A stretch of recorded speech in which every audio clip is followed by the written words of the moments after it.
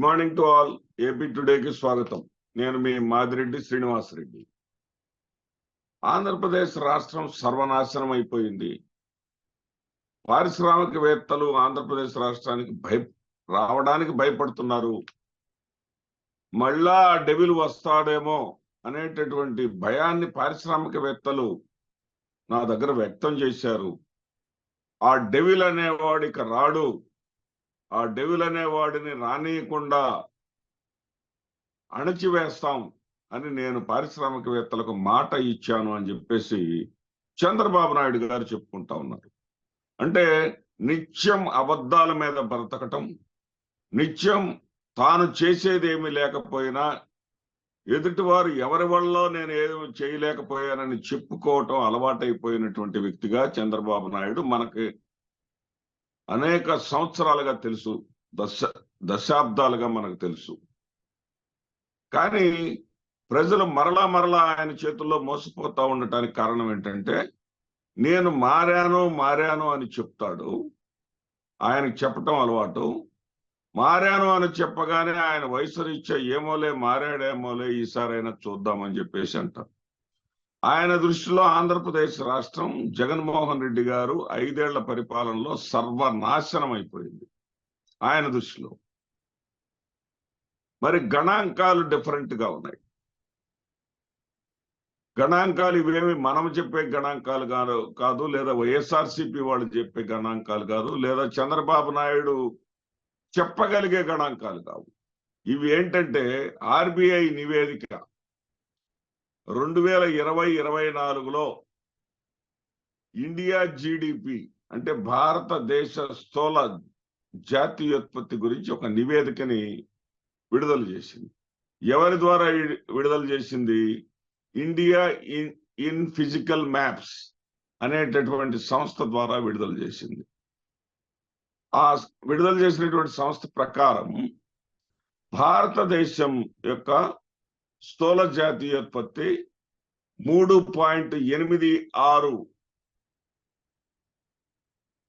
Trillion.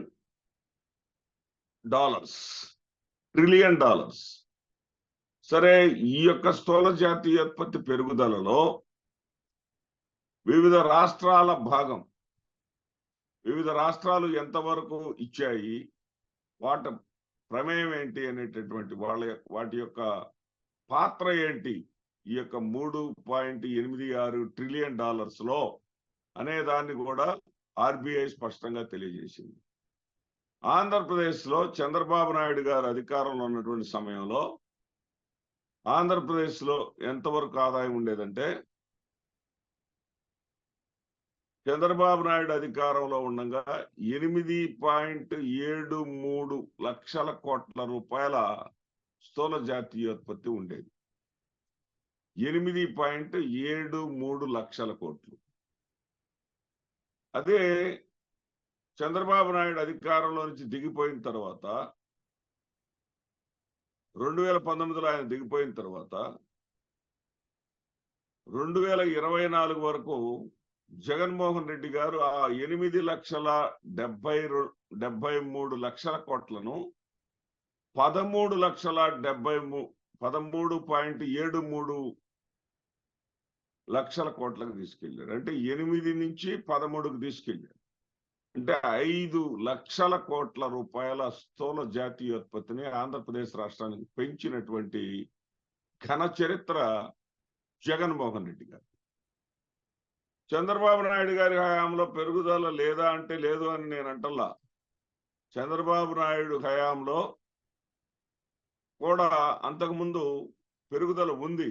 ఎంత పెరుగుదల ఉంది అంటే, ఆ పెరుగుదల రేటు పర్సంటేజీల ప్రకారం చూస్తే చంద్రబాబు హయాంలో అతని చేతికొచ్చేటప్పుడు 12 ఉంటే 14కు చేరింది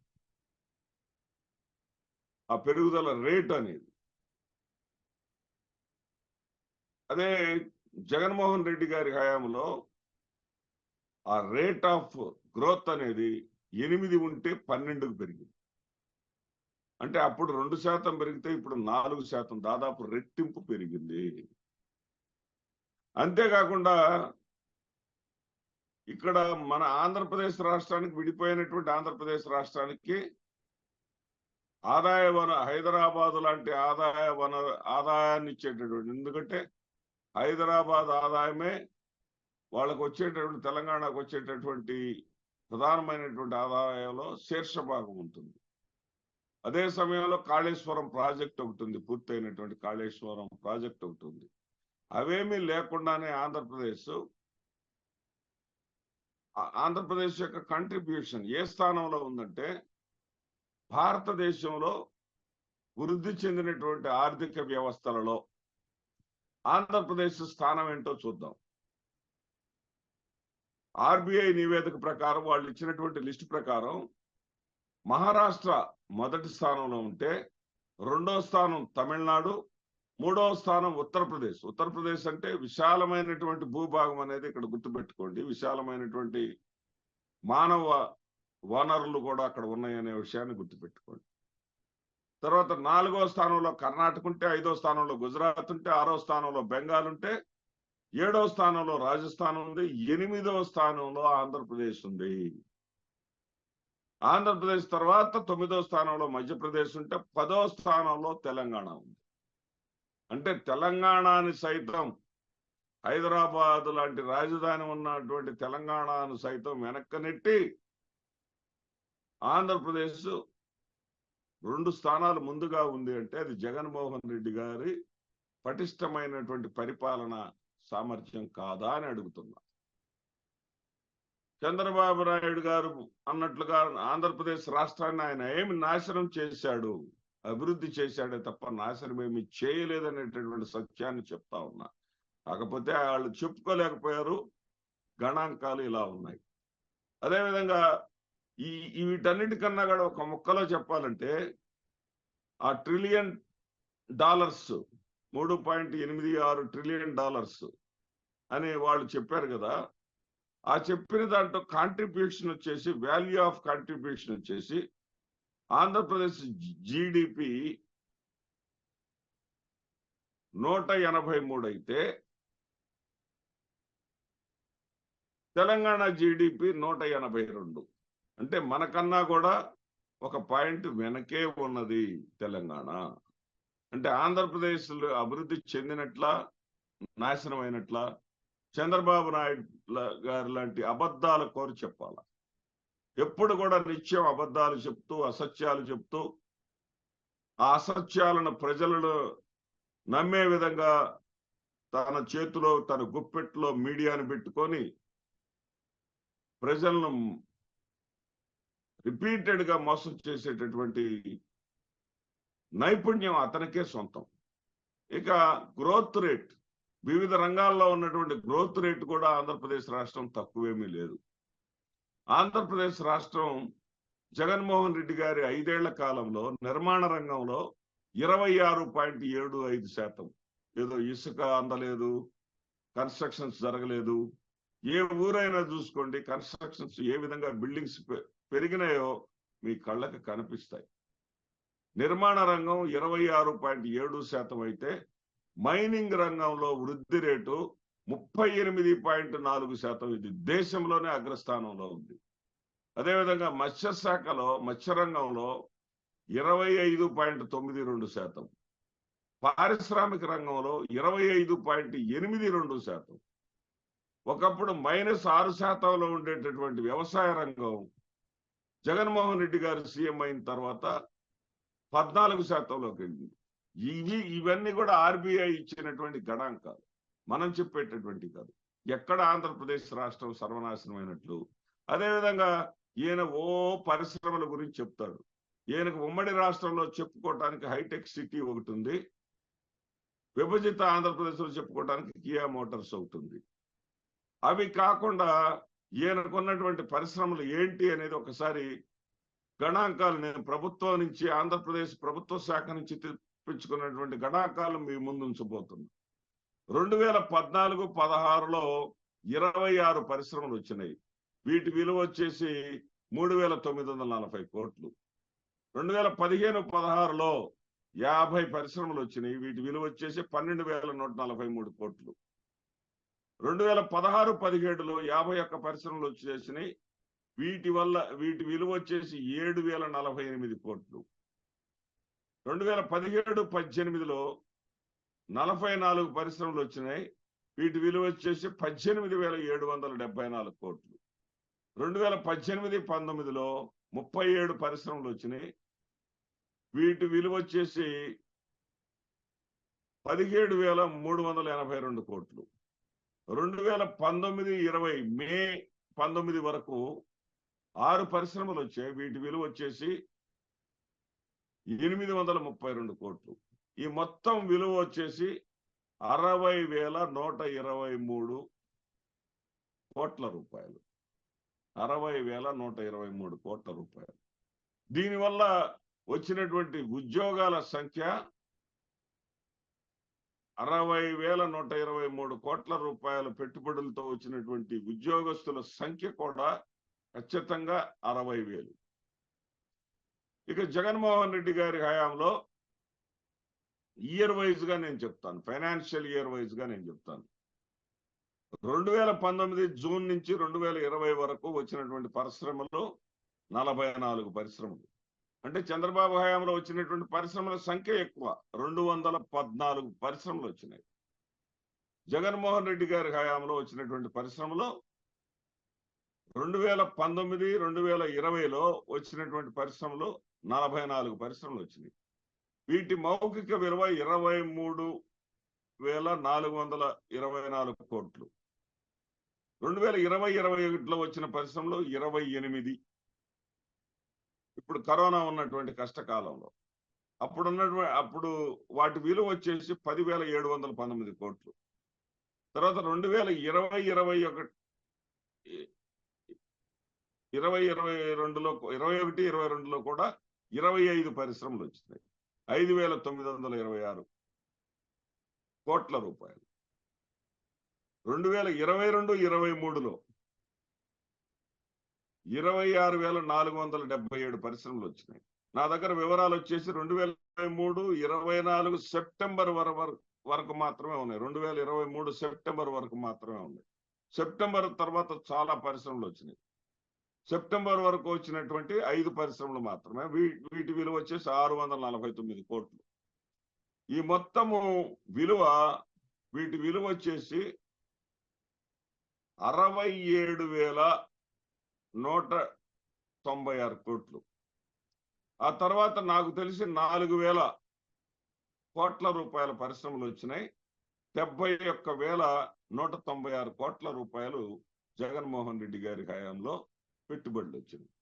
అంటే చంద్రబాబు నాయుడు గారు హయాంలో వచ్చినటువంటి పెట్టుబడుల కన్నా 11,000 కోట్ల రూపాయలు పెట్టుబడులు వచ్చినాయి. అదేవిధంగా పరిశ్రమల సంఖ్య రీత్యా చూసుకుంటే 132 పరిశ్రమలు. ఆయనకేమో 214 వచ్చినాయి, కానీ మౌఖిక విలువ తక్కువ. జగన్మోహన్ రెడ్డి గారికి 132 వచ్చినాయి, వాటి మౌఖిక విలువ ఎక్కువ, 71,000 కోట్లు. అదేవిధంగా చంద్రబాబు నాయుడు గారు తెచ్చిన పరిశ్రమల వల్ల వచ్చినటువంటి ఉద్యోగాల సంఖ్య 60,000 అయితే, జగన్మోహన్ రెడ్డి గారు తెచ్చిన పరిశ్రమల వల్ల వచ్చినటువంటి ఉద్యోగాలు 84,607. ఇప్పుడు చెప్పండి, ఎవరు రాష్ట్రాన్ని అభివృద్ధి చేశారు, ఎవరు రాష్ట్రాన్ని సర్వనాశనం చేశారు? చంద్రబాబు నాయుడు గారి హయాంలో రాష్ట్రం సర్వనాశనం అయిపోవడానికి ప్రధానమైనటువంటి కారణం ఏంటంటే, ఆ రోజున మనందరికీ తెలిసినటువంటి విషయమే, అమరావతికి పారిపోయి వచ్చిన తర్వాత, ఏది హైదరాబాద్ లో మనకు హక్కు ఉన్నప్పటికీ కూడా ఓటుకు నోటు కేసులో చిక్కుకొని పారిపోయి వచ్చిన తర్వాత, అమరావతిలో భూములు కేటాయింపులో వీరు చేసినటువంటి కమిషన్ల వ్యవహారం వల్ల పరిశ్రమలు రాకుండా ఆగిపోయాయనేటటువంటి సత్యాన్ని బయటకు రానియకుండా చంద్రబాబు నాయుడు గారు జగన్మోహన్ రెడ్డి గారిని ఏదో డెవిల్ గా చూపుతా ఉన్నారు. ఈయన ఎంత పెద్ద డెవిలో, ఎంత పెద్ద కమిషన్ల కోసం కక్కుర్తి పడేటటువంటి మనిషో జరిగిన వాస్తవాలు ఒకసారి మనం చూద్దాం. Indo UK institute of health వాళ్ళు 150 ఎకరాలు వాళ్ళకి కావాలని చెప్పేసి, ఆంధ్రప్రదేశ్ రాష్ట్రంలో హెల్త్ కేర్ ని డెవలప్ చేస్తామని చెప్పేసి వాళ్ళు 25 కోట్ల రూపాయలు అమరావతిలో భూములు కేటాయించమని అడ్వాన్స్ గా ఇవ్వటం జరిగింది. కానీ ఏళ్ల తరబడినా కానీ వాళ్ళకి డబ్బులు, వాళ్ళకి భూములు కేటాయించాల. 40 లేఖలు రాశారు, సమాధానం లేదు. అనేక ప్రయత్నాలు చేశారు. ఆ సంస్థ సిఇఓ రంజిత్ గుప్తా, సమాధానం లేదు. విసిగి వేసారి కాళ్ళ వేళ్ళ వాళ్ళ చుట్టూ వీళ్ళ చుట్టూ, ఎందుకంటే 25 కోట్ల రూపాయలు పెట్టుబడులు పెట్టారు కదా, తిరుగుతా ఉంటే ఎవ్వరు కూడా సమాధానం చెప్పిన వాళ్ళు లేరు. చివరికి ఒక తెలుగుదేశం నాయకుడు, వచ్చేసి ఆయన దగ్గరకు వచ్చేసి, ఎందుకయ్యా అట్లా తిరుగుతావు, నన్ను చంద్రబాబు నాయుడు గారు మీ దగ్గరకు పంపించారు, మీరు ఇవ్వాల్సిన 25 కోట్లకి, మీరు ఇచ్చినటువంటి 25 కోట్లకి 150 ఎకరాలు కేటాయించడానికి మేము సిద్ధం, కానీ ఎకరాకి ₹1,00,00,000 చొప్పున మీరు మాకు కమిషన్ ఇవ్వాలి, ఎకరాకి ₹1,00,00,000 కమిషన్ ఇవ్వాలి. అదేవిధంగా మీ యొక్క హెల్త్ కేర్ లో, మీ Indo UK institute of health care లో మేము సూచించినటువంటి తెలుగుదేశం పార్టీకి నాయకులకు 25% వాటా ఇవ్వాలి. అది మనం చేస్తున్న ఆరోపణ కాదు. ఆయన స్వయంగా Ranjith Gupta, Indo UK institute of health CEO Ranjith Gupta press meet పెట్టి ఆంధ్రప్రదేశ్ రాష్ట్రానికి ఒక దండం పెట్టి వెళ్ళిపోయినటువంటి పరిస్థితి. అదేవిధంగా జపాన్కి చెందినటువంటి ఆర్కిటెక్ట్ సంస్థ ఆ రోజుల్లో బాగా వైరల్ కూడా అయింది. మఖేలా అనేటువంటి ఒక ఆర్కిటెక్ట్ సంస్థ, మేము ఇండియాకి రాకముందు భారతదేశంలో బీహార్ కష్టం, బీహార్ అనేది రౌడీ రాజ్యం, అక్కడ పరిశ్రమ పెట్టాలంటే కష్టం అని చెప్పేసి మేము అనుకున్నాం. కానీ బీహార్ కన్నా ప్రమాదమైంది చంద్రబాబు నాయుడు నేతృత్వంలో ఉన్నటువంటి ఆంధ్రప్రదేశ్ ప్రభుత్వం. ఇక్కడ రాజకీయ జోక్యం ఎక్కువ, రాజకీయ పెద్దల స్వార్థానికి మేము అక్కడ పరిశ్రమలు పెట్టలేము, ఆంధ్రప్రదేశ్కు నమస్కారం, ఆంధ్రప్రదేశ్ను మించినటువంటి అవినీతి ప్రభుత్వం మరొక చోట లేదు అని చెప్పేసి స్వయంగా మఖేలా సంస్థ ప్రకటించింది. గుంటూరుకు చెందినటువంటి రైల్వే పనులు, అద్దంకి టు నార్కట్పల్లి కొత్త రైల్వే లైన్ వేస్తా ఉంటే అది నరసరావుపేట సమీపంలోకి రాగానే, అంటే కోడెల శివప్రసాద్ ఇలాకాలోకి రాగానే వాళ్ళకి కమిషన్లు ఇవ్వలేదని ఏకంగా పనుల్ని ఆపించేశారు. పనులు ఆపిస్తే అప్పుడు కేంద్రంలో ఉన్నటువంటి భారతీయ జనతా పార్టీ జోక్యం చేసుకొని కేంద్రం నుంచి లేఖ రాశారు, పిఎస్కి లేఖ రాశారు. అప్పటి పిఎస్కి లేఖ రాసి, ఇదేమిటయ్యా రైల్వే శాఖల్లో కూడా మీకు కమిషన్లు కావాలా, కేంద్ర ప్రభుత్వ సంస్థలు ఖర్చు పెట్టుకొని రాష్ట్రంలో డెవలప్మెంట్ చేయకూడదు అని చెప్పేసి లేఖ రాస్తే అప్పుడు వాళ్ళ కబంధ హస్తాల నుంచి విడిపోయి కొంతవరకు పనులు జరగటం జరిగింది. అదేవిధంగా గుంటూరు నుంచి, పేరచెర్ల నుంచి కొండమూడు వరకు ఉన్నటువంటి రోడ్డు ఏదైతే ఉందో 4 లైన్ ఎప్పుడో అయి ఉండాల్సింది. ఆ రోడ్డుకు సంబంధించి కూడా కమిషన్లు రాలేదు అన్నటువంటి కారణంతో ఆ రోడ్డును ఈ రోజు వరకు కూడా గుంతలమయంగా ఉంచినటువంటి చరిత్ర తెలుగుదేశం పార్టీది. అంతేకాదు, ఇప్పుడు కొత్తగా అధికారంలోకి వచ్చిన తర్వాత ఏదైతే కింగ్ ఫిషర్స్ కంపెనీ ఉందో ఉత్తరాంధ్రలో, అచ్చెన్నాయుడు గారు మరొక ఎమ్మెల్యే పోయి బెదిరించారు, మీరు మా కమిషన్ ఇస్తేనే మీ వాహనాలు ముందుకు కదులుతాయని చెప్పారు అనేది మనం విన్నాం. దాల్మియా కంపెనీకి చెందినటువంటి టిప్పర్లను, ఆఫీసులోని అద్దాలను ధ్వంసం చేశారు, మా మాట మీరు వింటలేదు అని చెప్పేసి. అక్కడ దాకా ఎందుకంటే రైస్ మిల్లర్లు ఏంటి, మరి ఈ యొక్క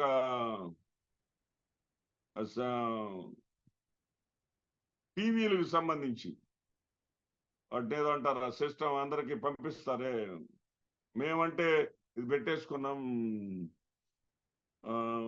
వాళ్ళు ఇచ్చేటటువంటి సర్వీస్ ఇచ్చేటటువంటి సిటీ కేబుల్ సంస్థ, ఆ కేబుల్ సంస్థలకు చెందినటువంటి వాళ్ళని దౌర్జన్యంగా వాళ్ళని మూసివేసి తాళాలు వేసేసి వీళ్ళు ఆక్యుపై చేసేసుకున్నారు. ఇంతటి దౌర్భాగ్యం ఎప్పుడుంది చెప్పండి, ఇంతటి దుర్మార్గం ఎప్పుడుంది చెప్పండి. దుర్మార్గాలు చేసేదేమో మీరు, పరిశ్రమలను ఆహ్వానిస్తూ కష్టపడిందేమో జగన్మోహన్ రెడ్డి గారు. కొప్పర్తిలో కానీ, శ్రీ సిటీలో కానీ వందలాదిగా పరిశ్రమలు తీసుకొచ్చి మీ హయాంలో విశాఖలో ఉన్నటువంటి పరిశ్రమల సంఖ్య 174 అయితే ఈ రోజున అక్కడ ఉన్నటువంటి ఐటీ పరిశ్రమల సంఖ్య దాదాపు 400కు చేరింది. 394 అయిపోయింది. మరి ఈ రకంగా పరిశ్రమలు వృద్ధి చెందితే జగన్మోహన్ రెడ్డి గారి హయాంలో ఆంధ్రప్రదేశ్ రాష్ట్రం సర్వనాశనం అయిపోయిందని తెగబడి అబద్ధాలు చెప్పటం, ఆ డెవిల్ మళ్ళీ వస్తాడు, డెవిల్ అంటే ఎవరు, మిమ్మల్ని మించిన డెవిల్ ఒకరు ఉన్నారా అని చెప్పేసి ఒక్కసారి ఆలోచించుకోండి చంద్రబాబు నాయుడు గారు. మిమ్మల్ని మరొకసారి నమ్మి 4వసారి మీకు ముఖ్యమంత్రిగా అవకాశం ఇచ్చారు. మీకు అవకాశం ఇచ్చిన తర్వాత ఆంధ్రప్రదేశ్ రాష్ట్ర ప్రజల అభివృద్ధిని ఆలోచించండి. అంతేగాని మీరు చెయ్యలేని పరిస్థితులు మీ కళ్ళెదురుగా మీకు కనపడతా ఉంటే ఇంకా జగన్మోహన్ రెడ్డి గారి మీద అభాండాలు వేసి కాలక్షేపం చేయాలనుకోకండి. ఏదో ఎరగబడుస్తామని తెలంగాణ వెళ్ళి మీటింగ్ పెట్టుకొని లైవ్ టెలికాస్ట్లు కూడా చేసుకొని పబ్లిసిటీ పిచ్చంత దోలంతా తీర్చుకున్నారు. కానీ కమిటీల పేరుతోటి మళ్ళీ కమిటీలు అన్నారు. అంతకుముందు కూడా జగన్మోహన్ రెడ్డి గారు కేసీఆర్ గారు ఇచ్చినప్పుడు కూడా కమిటీలు వేసుకున్నారు. కమిటీల వల్ల ఉపయోగం ఏమీ లేదు. కాలక్షేపం కబుర్లు చెప్పకండి. ప్రజలకు ఇచ్చిన హామీలను నెరవేర్చండి. నిజంగా పరిశ్రమలు తీసుకొచ్చేటటువంటి పరిస్థితులను మీరు కల్పించండి. బెదరేసి రియల్ ఎస్టేట్ పాపం ప్లాట్లు వేసుకున్నటువంటి వాళ్ళు చేసే రాళ్లు బీకేస్తా ఉన్నారు. మాకు ఆక్యుపై మేము తీసేసుకుంటాం, మీరు వెళ్ళిపోండి అని చెప్పేసి బెదిరిస్తా ఉన్నారు. రాష్ట్రం మొత్తం కూడా అరాచకం రాజ్యం వెళ్తా ఉంది. ఈ అరాచకాన్ని మీరు అరికట్టండి. ముందు అధికార మార్పిడి సమయంలో రాష్ట్రంలో జరిగినటువంటి హత్యలు, రక్తపాతం వల్ల కూడా పరిశ్రమలు రావడానికి భయపడుతున్నాయి చంద్రబాబు నాయుడు గారు. వాస్తవాలు తెలుసుకోండి.